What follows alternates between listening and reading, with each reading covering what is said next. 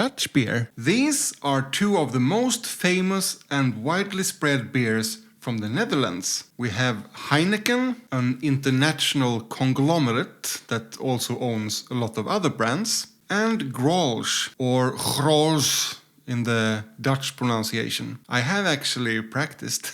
So I've had them before, but not side by side like this. Heineken is licensed brewed in a lot of other countries, including Sweden, but I made sure this is the Dutch one. Grolsch is not brewed in Sweden, but I know it is, for instance, in the UK. So if you want to try the real thing, just make sure they are actually brewed in the Netherlands. Unfortunately, none of the bottles have the characteristic flip-top caps, like for instance this one, which was sent to me from the Netherlands by Thierry. We will try this in another video. But it seems like when beers in general is exported to Sweden, we get these regular, boring bottles. Also notice both bottles are green, which usually means there can be a certain skunkiness, but I've actually never found that before when I've tried these beers, so let's see what happens today. Let's start with Heineken.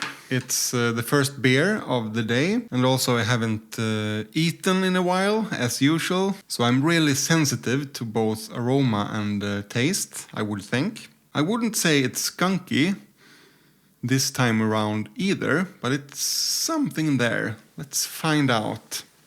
Highly carbonated, fast bubbles. Let's see if we can get more of a first impression.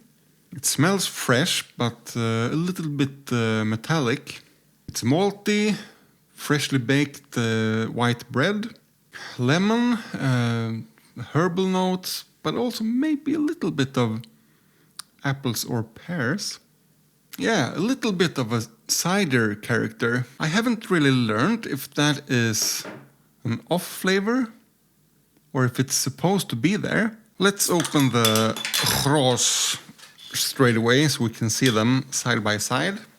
Nice glass, huh? I actually bought it from web shop in the Netherlands, so they sent it here to Sweden. They do actually make other beers as well, even though this particular one is, I think, around 95% of the sales. So only 5% is the rest. But I've tried their Herfstbock, their autumn beer, which was interesting. So I thought it could be fun to have the glass.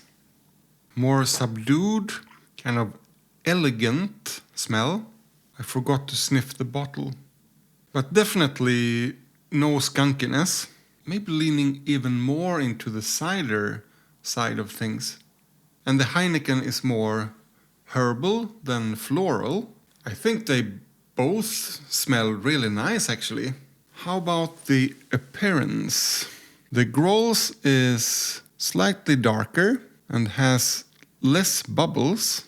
It kind of looks more expensive somehow. Maybe it's just the glass. Grolsch is owned by Asahi nowadays, by the way, another conglomerate. So they are both mass-produced, and it's always interesting to see if they can keep the quality anyway. Let's taste the Heineken first. Prost! It's so much more malty than I remembered. More like grainy rye bread. So more like the Swedish version of the Heineken. But I was very careful. This is the Dutch one. You can't really tell on the bottle. Both the Dutch one and the Swedish one have the text brewed and bottled under supervision of Heineken. But on the Systembolaget shelf, it had the Dutch flag. If it's not brewed in the Netherlands, it just says international. The first sip of the day, so it could be that as well. We have lemon. And the herbs, low bitterness, and yeah, the finish just disappears, kind of a trademark of these international lagers. Hint of ripe apple, maybe, but you know, clean, no off flavors. It's just, you know, a bit lame. Water.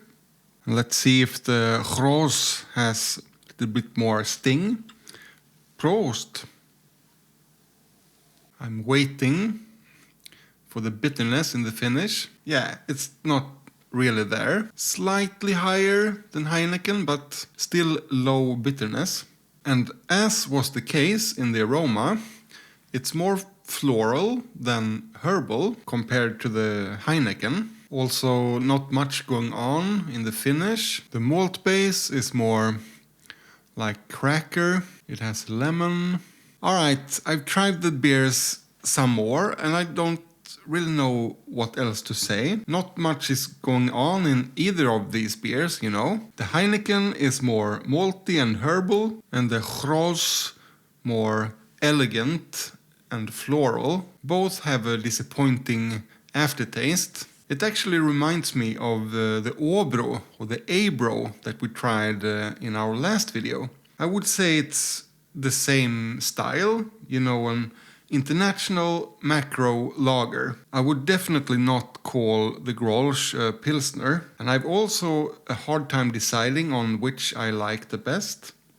Maybe the Heineken, actually, because, you know, I like malty beers, especially if they also are herbal. I would have liked more fresh fruity hops and higher bitterness, but these are beers that would go perfect to food or snacks when you don't have to focus on the taste.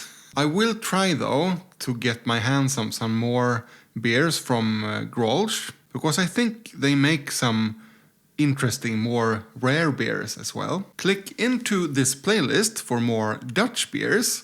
Thank you for watching, and remember, drink responsibly!